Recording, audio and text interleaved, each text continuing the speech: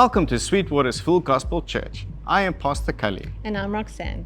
Thank you for joining us online. We pray that during the service you'll experience the presence of God wherever you are.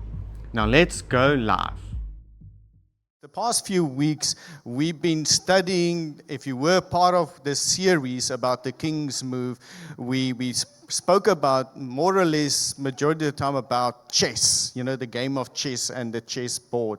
And so if you were there from the first week, we spoke about that one particular move that many chess players know is called the King's Gambit, that speaks about, very early in the game that the king then sacrifices a piece on the board, and it might look like it's just, like that the person is surrendering, but in actual fact, it is actually just being strategic, because later on the game, the king is positioning the pieces to actually win later on.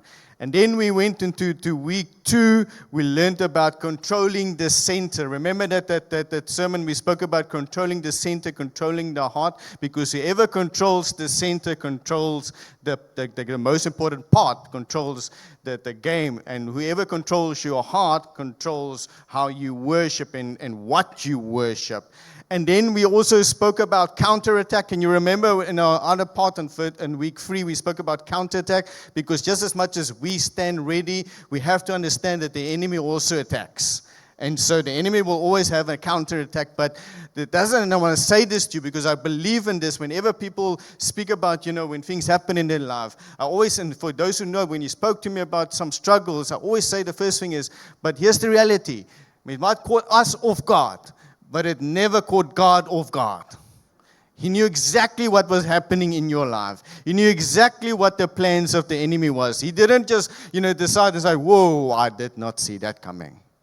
That's not the God that we serve. We know that God is all-knowing, and He knows each and every one of our struggles, our pain, and our hurt. And then we spoke about the tithe.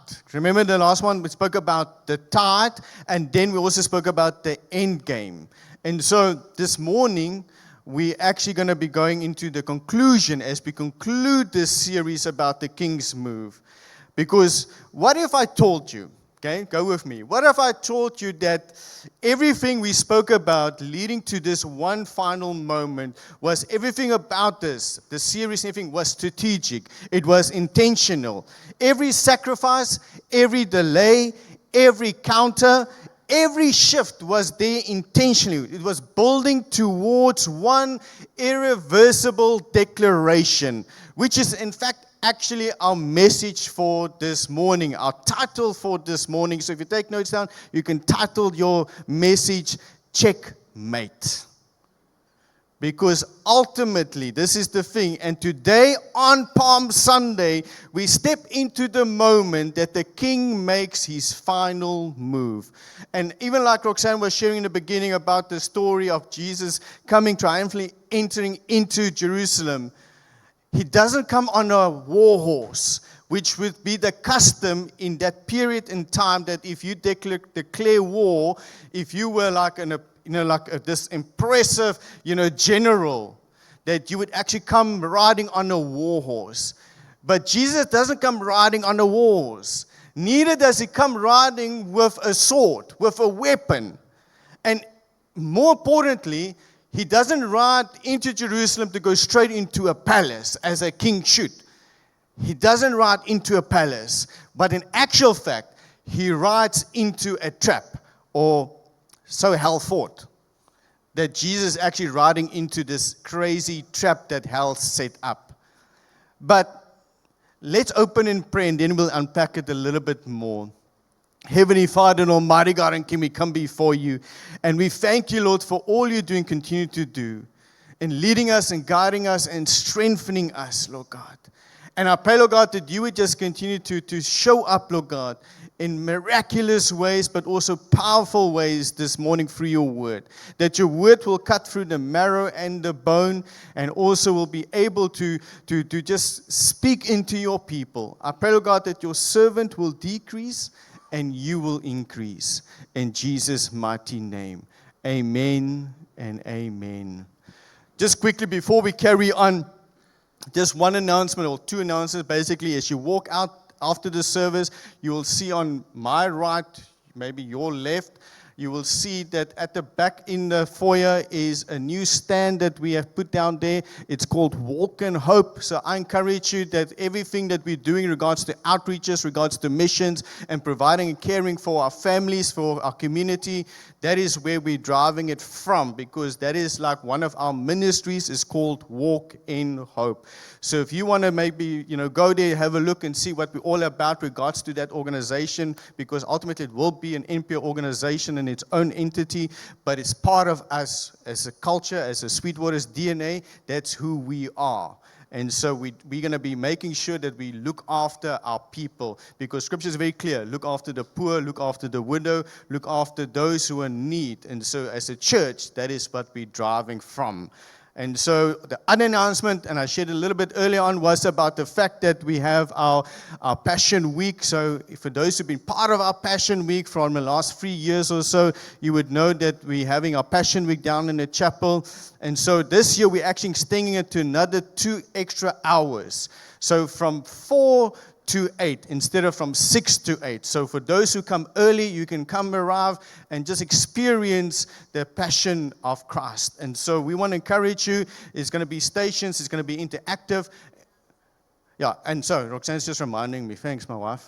And so every night is going to be different. So it's not going to be exactly the same. That's why you have to come from Monday through to Thursday.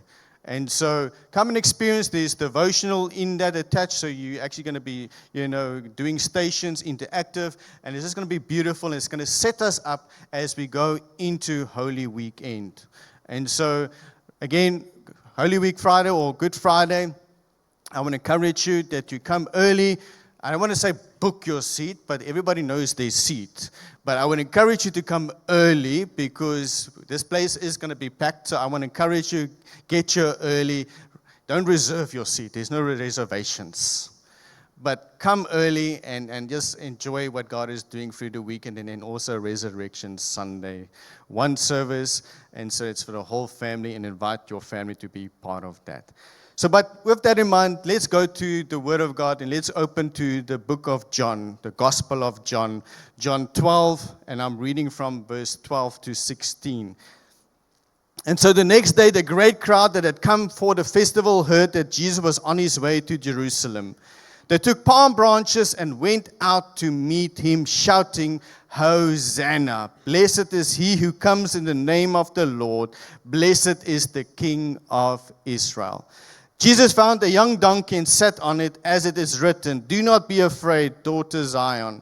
See, your king is coming, seated on a donkey's colt. At first, the disciples did not understand all this. Only after Jesus was glorified did they realize that these things had been written about him and these things had been done to him. And so we're going to go right into this. If you're taking notes in this series, in this particular morning, then you can take this one down already as a truth. And the first truth is the king exposed the board. The king exposed the board.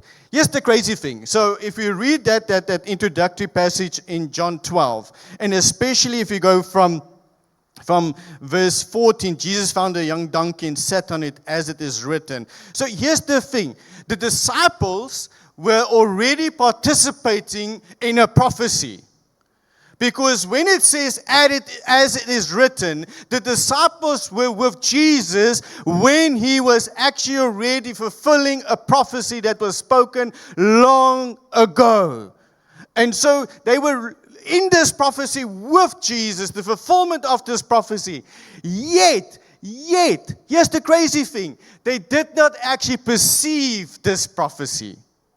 Because it says, if you go down right to the end of verse 16, it says, at first his disciples did not understand all this. That means, in layman's terms, they did not actually perceive this prophecy of Jesus riding on a donkey's colt into Jerusalem. They did not fully comprehend what was actually happening. Because when it says, as it is written, Zechariah 9:9 is actually speaking about this prophecy. Let's go to Zechariah 9:9. It says, "Rejoice, O people of Zion. Shout in triumph, O people of Jerusalem. Look, your king is coming to you. He is righteous and victorious. Yet he is humble, riding on a donkey, riding on a donkey's colt." Now, how accurate is that? Now, you have to understand, this is Zechariah, the prophet, who actually prophesies about this a few hundred years later, before this whole thing comes to fulfillment. And can you imagine, Zechariah, and I even shared this with our first year discipleship students, many, if not all the prophets were prophesying about something to come, because that's the whole point of prophecy. But they never ever saw the fulfillment of the prophecy. Because Zechariah is prophesying about Jesus, but yet he will never ever see that fulfillment.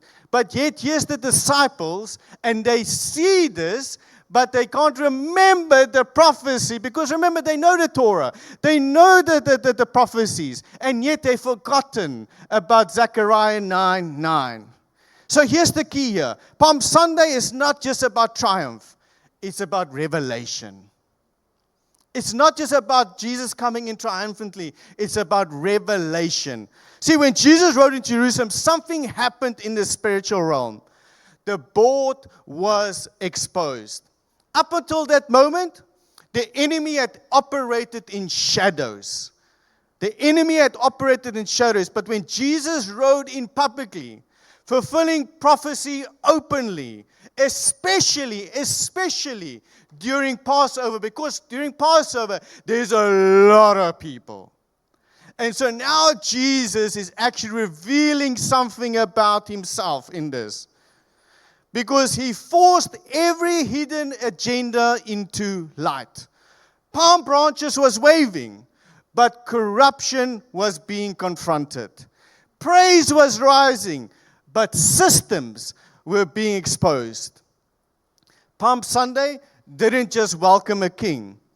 It also confronted a false narrative. And that's why, and I want to say this, because if you read the story of Jesus coming in, and you carry on reading, and you read about, yes, Hosanna in the highest, people, praising. It moves very quickly from praising Hosanna in the highest to the very same crowd to crucify, crucify, crucify. Because now Jesus is revealing things about people and systems. Because exposure will always create discomfort. Exposure will always create discomfort. The same light that warms the surrendered heart will scorch the resistant one. The crowd praised him for who they wanted Jesus to be. But when Jesus revealed what the Father wanted them to be, they turned on him. Because here's the thing. It's easy to praise the king you imagine. It's harder to follow the king who reveals you. Because the moment the king reveals something about you, the moment the king exposes you, exposes some things in your life, it's harder than to praise him. Because nobody, when God confronts you, when God exposes you, nobody goes, "Oh, thank you, Jesus." We're like, "Yo." Because it's harder. Because we feel vulnerable. We feel exposed. And nobody, and I've yet to find, many of us, we don't like that type of exposure. Because we like it when nobody really knows about my business. I mean, we come to Sunday service, we do all the things, we say 2 amens and 3 hallelujahs, we go back into our things, and then nobody really knows what's happening behind the doors. But the king knows. And the king will expose.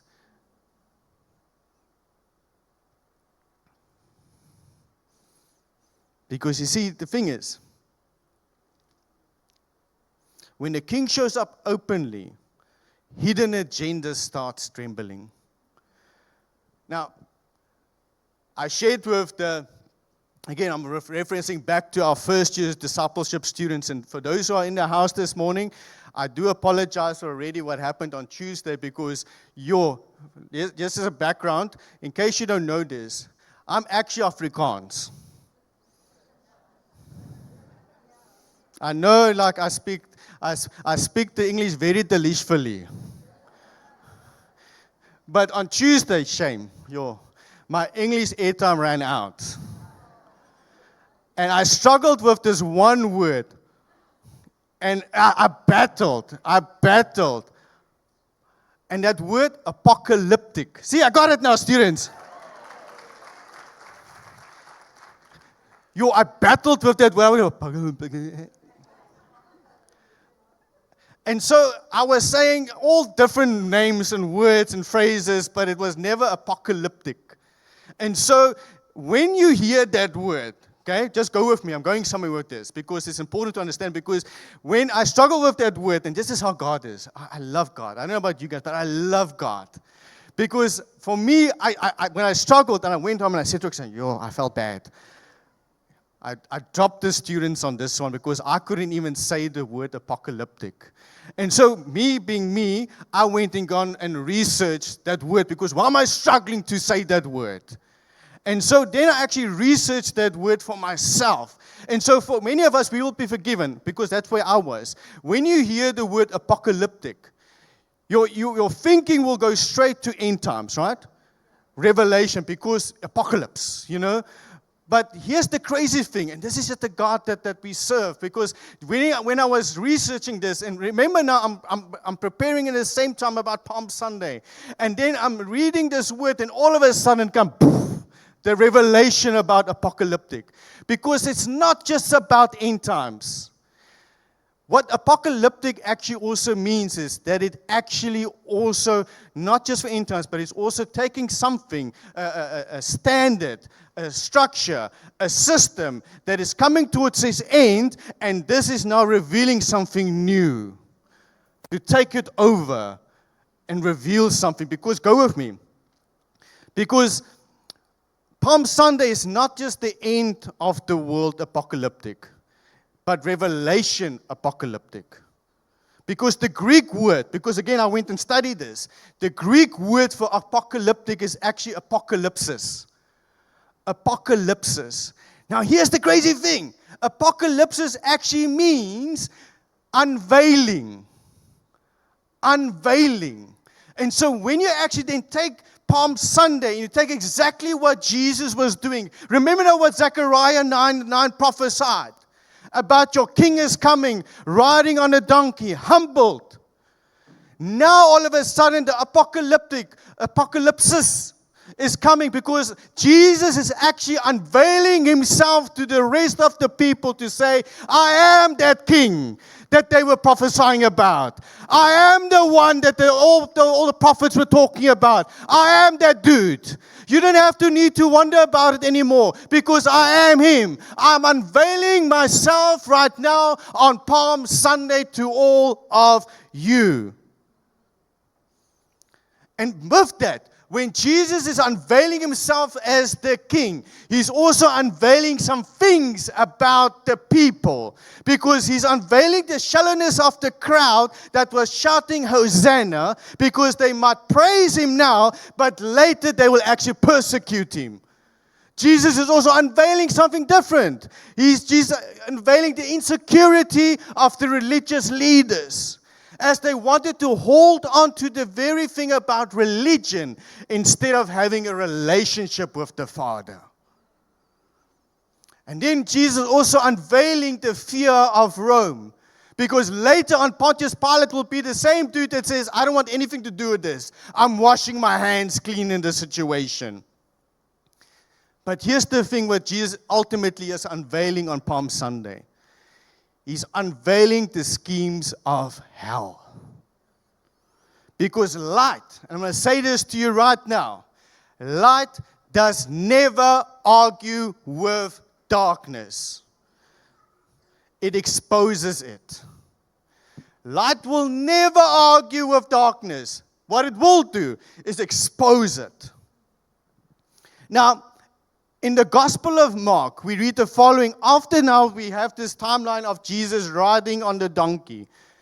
And then we get to the Gospel of Mark, which says in Mark 11:11. So Jesus came in Jerusalem and went into the temple. After looking around carefully at everything, he left because he was late in the afternoon. Then he returned to Bethany with the 12 disciples. Now, take notice of what is happening here, because we might be forgiven to miss this. Because Jesus rides into Jerusalem and immediately goes to the temple. Why? Because whenever the true king arrives, false authority starts shaking. Let me explain. Because which leads us to the next reality. The king flipped the script. The king flipped the script. Matthew 21 verses 12 to 13. The same story, but just a different gospel. The same story. Jesus enters the temple and began to drive out all people buying and selling animals for sacrifice.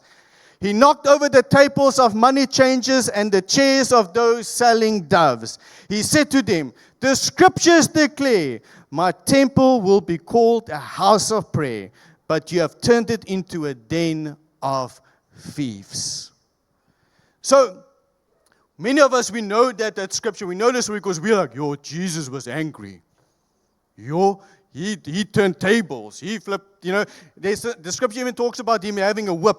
He started whipping the people like that was savage Jesus. He's like, come on. And so we look at that scripture and we're like, where's Jesus that's always so peaceful? Secluding himself and spending time with the Father. But here's the thing about Jesus in that moment. Because again, he's unveiling something. He's unveiling something that the money changers weren't just selling. Because you have to understand the customs in that. Because the pilgrims are traveling along and far from where they come from. And then they get to Jerusalem. And remember, this is during Passover. So during Passover, they have to do animal sacrifice. And so they might not have, because of the long journey, have animals to sacrifice. So they have to go to the temple and get animals there. But they have to buy the animals from the religious priest. And so now the religious priests see, this is a market now. We can make some profit out of this.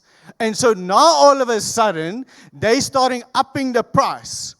And so the poor is really struggling to make it to buy sacrifice. Because the same religious leader said, if you don't have sacrifice, Jesus doesn't love you.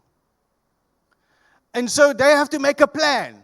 And so they feel compelled to actually do this. And so it turned into exploiting them. It turned into a sacred space, into a religious business. And so here's the thing. Because I hear this often because we might be asking, but I see that, in churches and even this church, after the service, we sell coffees, we do this, Reach Cafe. But aren't we also just, making, this sacred place into a business? Well, here's the thing, and I hope you will be mature with me in this as I'm teaching you this quickly. Am I allowed to teach this? Okay, that's 5 of us. So here's the thing. Yes, we have Reach Cafe. Yes, we sell coffee. But here's the difference. I'm not exploiting you because you can have free coffee after the service if you want to. If you want to buy a samosa, if you want to buy a muffin, if you want to buy whatever later on, I'm not forcing you to buy anything. You can go home and chill and whatever. I'm not telling you that if you don't. What I could do, okay? And let me use the example of what it would look like spiritually if I actually were to exploit you. Next week is Good Friday. And so we know that Good Friday we're going to be serving communion. So what if I was that guy? If I was like the Pharisees, and maybe some people think I am a Pharisee, but we'll pray for those people. But here's the thing. What if I said on Good Friday, you're allowed to come? No problem. But remember, we have to serve communion because that's part of your custom, part of what we believe in. On Good Friday, we must have communion. So before you come, there's a stand there with a till and everything, and we're selling each communion cup for 500 rand. Are you with me? That's exploiting. And that's exactly what the religious leaders of that time was doing in the temple. They were like, if you want to have communion, you have to pay up. And if you don't pay up, God is not going to be pleased with you. Because you have to have communion. And so they're exploiting communion. And so people are paying for that, but they're not, understanding what is about to happen, because Jesus then comes and he flips the script because he's angry, because he sees what's happening, how his people are being exploited through the system. And so he is trying to understand and explain to them that what they are doing is they're turning Passover into a profit, sacrifice into a transaction, prayer into a marketplace. But here's the deeper unveiling that Jesus does in this moment. And this is for many of us. They were protecting the system whilst missing the presence. They were protecting the system while missing the presence. And here's the shift. The temple was designed to be a place where heaven meets earth. Okay, that's what the temple was made for. God's presence where heaven meets earth. But heaven had just walked in and they didn't even recognize. Heaven just walked in and the people didn't even recognize. And this same thing, because we're talking about unveiling. Because again, we're going back into the prophets. Because Malachi 3 verse 1 to 2 actually prophesies about the very same moment. He says, look, I'm sending my messenger, and he will prepare the way before me. Then the Lord you are seeking will suddenly come in the temple. The messenger of the covenant, whom you look for so eagerly, is surely coming, says the Lord of heaven's armies. But who will be able to endure it when he comes? Who will be able to stand and face him when he appears? For he will be like a blazing fire that refines metal, or like a strong soap that bleaches clothes. Now, the last part of verse 2 is particularly important for us to get into. For he will be like a blazing fire that refines metal, or like a strong soap that bleaches clothes. See, here's the thing that Jesus does when he comes into Jerusalem, riding on the donkey and going into the temple. Because remember, we're talking about unveiling, apocalyptic. So Jesus is unveiling something here for all of us. Not just then, but even now. Palm Sunday reveals praise, whereas the temple reveals purity. And you need to understand this, because you cannot shout Hosanna outside and still exploit what belongs to God in the temple. Because God will always, He will always, and I even shared it, I gave you guys a little glimpse when I said earlier this morning, when we landed worship. I spoke about it, that God is after the heart of our worship, because God will always correct worship. God will always correct worship. But then Jesus goes further. He doesn't just flip tables. He speaks words that shakes foundations. Because unveiling is progressive. He exposed, he confronted the religious leaders. Now he declares. Now Jesus declares. Because we read in Mark 11:28, the chief priest asked Jesus a question. When he's busy now, when he's throwing the tables around and the chairs and he's whipping her, and when they get a gap between, running away from Jesus, one of the chief priests thought that he was very clever, and he turns around and he says to Jesus, by what authority are you doing all of this? Who taught you to do these things? That's what the religious leaders are asking. And so They're not asking, let me just say this, they're not asking for clarity. They're asking for control. They're not asking to be clarified about this. They're asking about control in the situation. But here's the thing. Jesus does not need to defend himself. So what he does is he declares something that shifts the whole narrative, which leads us to our final unveiling, and the band can start making their way to the stage. The king dropped the reveal. The king dropped the reveal. Now, let me just help out here for some less modern crowd out there. I'm not going to say all people, but I'm going to say the less modern crowd out there. Let me just explain something in regards to a moment. Because in today's culture, when somebody says something powerful, so undeniable, so final, they call it, and some of your kids need to help me here, some students, they call it a mic drop moment. You know, when you say something so powerful, you're like, oh, and people are like, whoa, that is so cool. That is so powerful. Then the guy says this thing, and he goes, I know Chris is going to shumbok me now, but I'm not going to drop the mic with this. But you say something, and then you just drop the mic. Now, that's a mic drop moment. And Jesus had a mic drop moment. In the temple, he had a mic drop moment. You know what is that mic drop moment? See, Palm Sunday has one of those moments because after Jesus exposes hearts, after he flips the tables, after he confronts the system, Jesus says something that is the mic drop moment of all.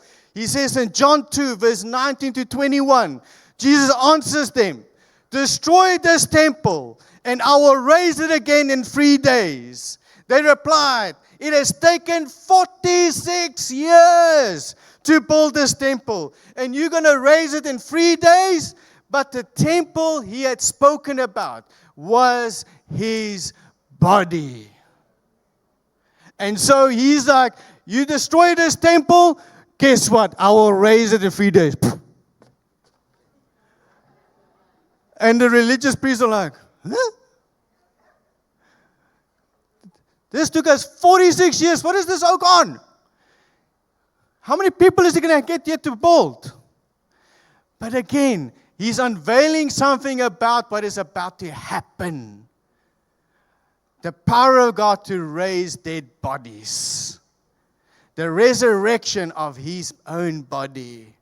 To save the lost, to save the broken. And all they were focused about was the system. Because here's the thing.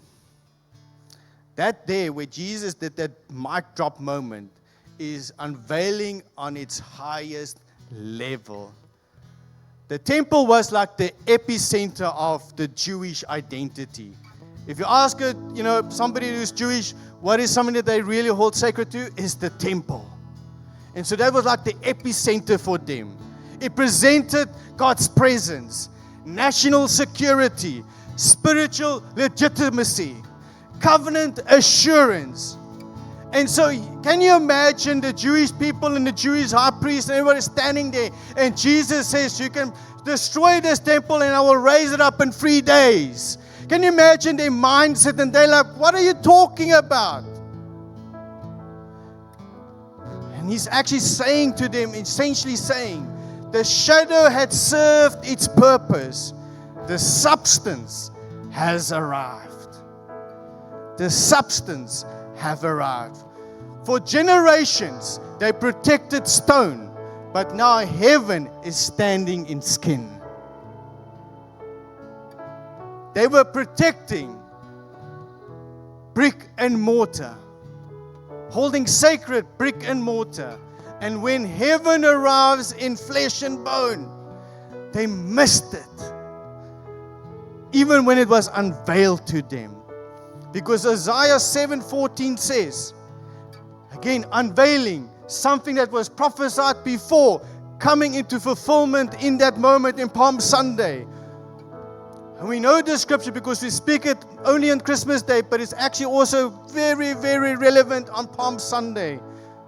All right then, the Lord himself will give you the sign. Look, the virgin will conceive a child.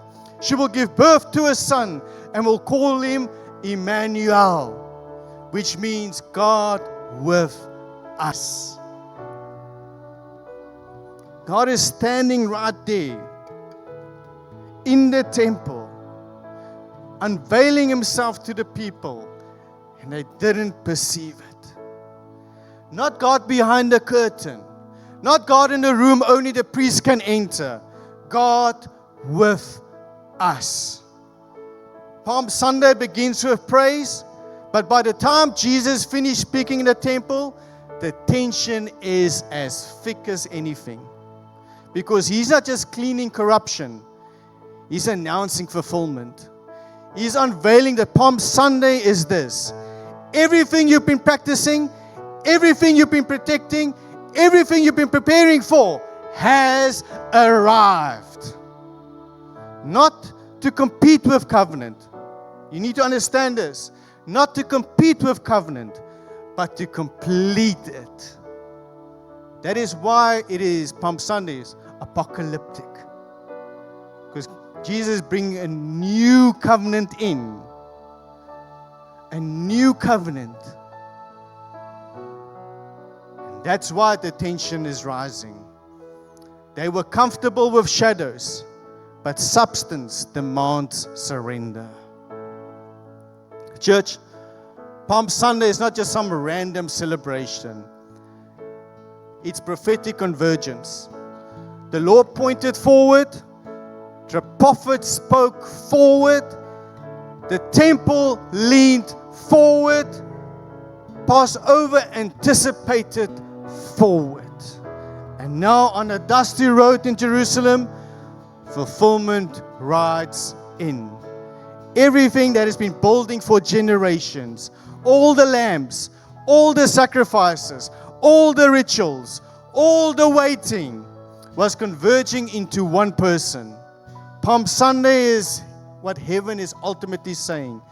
This is the move. This is the move. See, when the promise becomes a person, the ending is already written.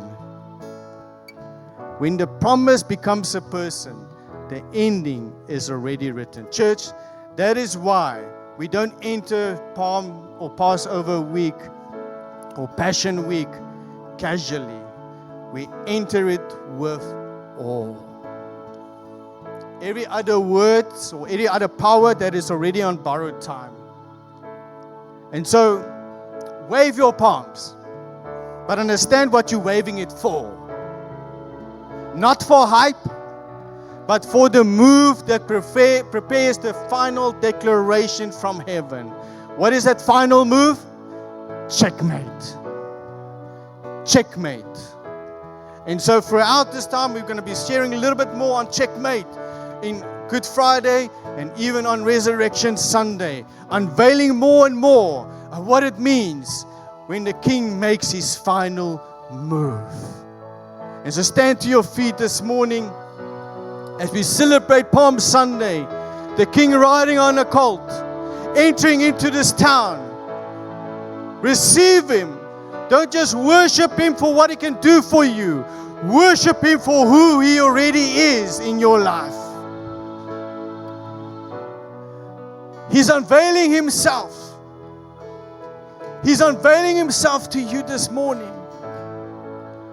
Receive him as the true King. Worship him, yes, but worship him with the right heart and the right attitude. Don't miss the unveiling. Don't miss the natural versus the supernatural. And so, Heavenly Father and Almighty God, and can we come before you? We give you all glory and honor, Lord God. Because we know, Lord God, that you are a good Father. That you are a good Father. And we thank you, Lord God, that you come to us in all things, Lord God. That in a matter of a moment, Lord God, on Palm Sunday, your Son reveals himself as the true King. The only King, Lord God. And all systems fail to even compare to what you have done and already have done in those lives, oh God. And so this morning, Lord God, we come with surrendered hearts, Lord God, to give all praise and honor and glory to you, Lord God. Not just waiting for the end times, Lord God, but waiting for the new covenant that is in our lives right now, Lord God. No longer worrying about stone, but also the flesh and bone that came with this, Lord God. And so we give you all glory and honor, Lord God. In Jesus' mighty and powerful name. Amen and amen. And so this morning, while you're standing, can we just worship the King of Kings with just this worship, good Father? Because He is a good Father, for allowing His Son to ride into this, just to allow His Son to already be in preparation for what is the ending. What the devil thought was the ending was only the beginning. And so we thank you, Father. We thank you because you are a good Father. So lift your praise, lift your worship, and let's sing to the King of Kings, the Lord of Lords. Let's go for it. You're a good Father. It's who you are. It's who you are. It's who you are. And I'm loved by you. It's who I am. It's who I am. It's who I am. You're a good Father. It's who you are. It's who you are. It's who you are. And I'm loved by you. It's who I am. It's who I am. It's who I am. You are perfect. You are perfect in all of your ways. You are perfect in all of your ways. You are perfect in all of your ways to us. You are perfect in all of your ways. You are perfect in all of your ways. You are perfect in all of your ways to us. Love so undeniable. Love so undeniable. I can hardly speak. Please, so unexplainable. I can hardly think as you call me. Deeper still as you call me. Deeper still as you call me. Deeper still into love. You're a good Father. It's who you are. It's who you are. It's who you are. And I'm loved by you. It's who I am. It's who I am. It's who I am. You're a good Father. Who you are. It's who you are. It's who you are. And I'm loved by you. It's who I am. It's who I am. It's who I am. You're a good Father. It's who you are. It's who you are. It's who you are. And I'm loved by you. It's who I am. It's who I am. It's who I am.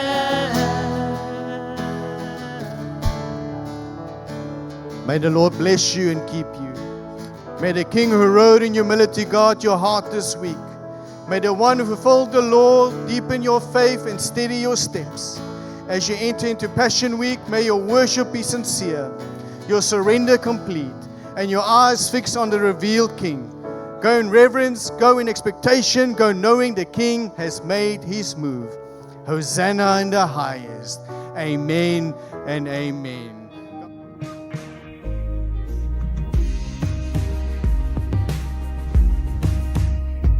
Thank you for watching till the end. If you were impacted by the service, please share it with someone else, like our page, and subscribe so that you'll get notifications of our upcoming services and events. May you be blessed as you journey with Jesus.